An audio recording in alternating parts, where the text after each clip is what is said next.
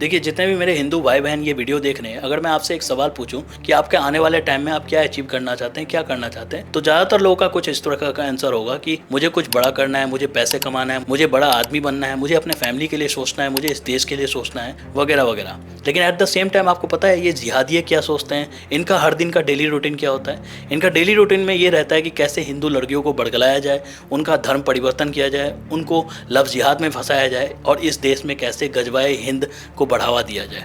देखिए, ये सब इसलिए इतना आसानी से कर पाते हैं क्योंकि इनको बचपन से ही इसके लिए ट्रेनिंग मिलती है। जब ये मदरसा में जाते हैं तो इनको ये पढ़ाया जाता है कि कैसे हिंदू इनके लिए काफिर है और अल्लाह ताला के अलावा इस देश और दुनिया में और कुछ भी नहीं रहता है। उसके अलावा जैसे ये बढ़ते हैं, नमाज पढ़ने जाते हैं मस्जिद में, तो इनको नमाज के और में ये सिखाया जाता है कि कैसे लफ्ज़ जिहाद फैलाने हैं, उसके बदौलत आपको पैसे मिलेंगे और इस देश में ज़्यादा से ज़्यादा लफ्ज़ जिहाद फैला के गजवाए हिंद बनाया जाए। ये किसी भी पोस्ट पे चले जाए, चाहे ये दर्जी हो, किसी बड़े कंपनी का HR हो, या किसी बड़े हॉस्पिटल में डॉक्टर हो, या किसी बड़े संस्था में इंजीनियर या साइंटिस्ट, इनका दिमाग बहुत ज़्यादा क्लियर है कि इनके धर्म के अलावा और कुछ नहीं और हिंदू इनके लिए काफिर है। ये अपने लोग और अपने धर्म के प्रति इतने लॉयल हैं कि ये उन पार्टियों को बिल्कुल सपोर्ट नहीं करेंगे जो इनके हित और इनके विचारों का समर्थन नहीं करता है, जैसे कि बीजेपी। लेकिन एट द सेम टाइम हम क्या कर रहे हैं वो समझिए। अपने कार्यकाल में जिन्होंने आपके धर्म और आपके देश को पूरी तरह खोखला कर दिया, हम उन्हीं की बातों में आ जाते हैं और अपने उस गवर्नमेंट के खिलाफ हो जाते हैं जो आपके देश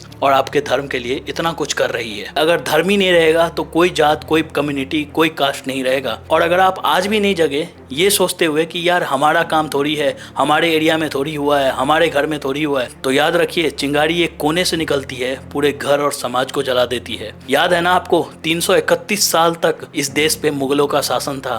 अगर आप ये नहीं चाहते हैं कि फिर से ऐसा कुछ हो तो जाग जाइए, उस पार्टी को जरूर सपोर्ट करिए जो आपके हित और आपके धर्म के लिए सोचता हो। याद रखिए, धर्म ही नहीं बचेगा तो बाकी ये छोटे छोटे मुद्दे यहीं रह जाएंगे और इस देश पे फिर से मुगलों जैसा शासन होगा।